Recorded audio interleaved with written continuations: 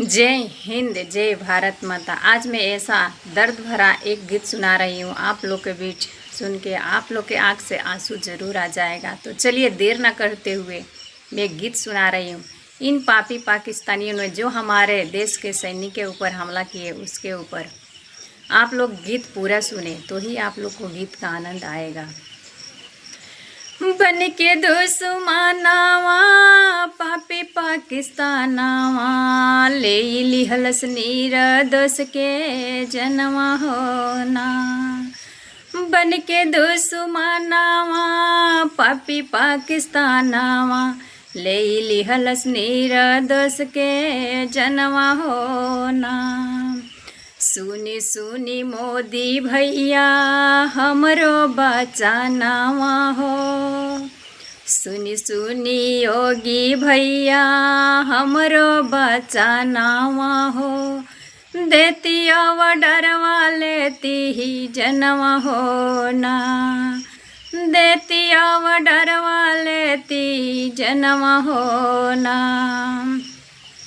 बन के दुश्मनावा पापी पाकिस्तानावा बन के दुश्मनावा पापी पाकिस्तानावा ले लिहलस निर्दोष के जनवा होना। सामने त बोलेला मीठा मीठा बोली हो। सामने त बोलेला मीठा मीठा बोली हो।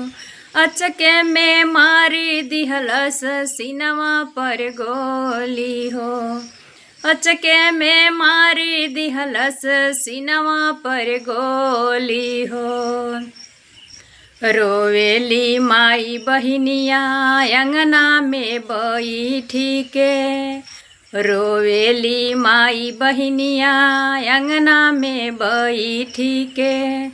सुनी सुनी मोदी भैया हमरो बचनिया हो। सुनी सुनी लालू भैया हमरो बचनिया हो।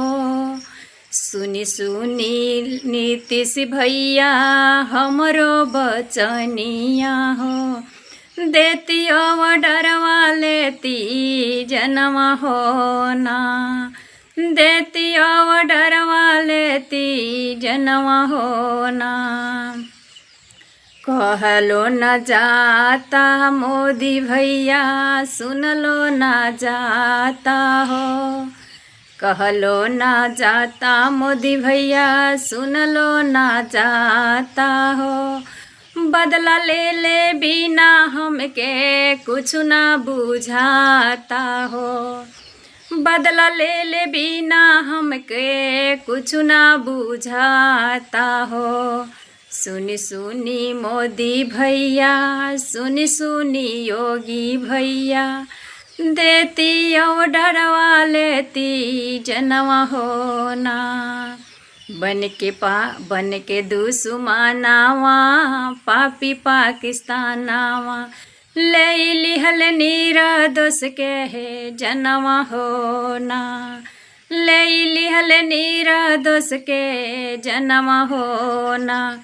तो ये दर्द भरा गीत आप लोग को कैसा लगा प्लीज़ कमेंट में ज़रूर बताएं। और मैं मिलती हूँ एक दूसरे वीडियो में नए गीत के साथ। तब तक के लिए जय हिंद।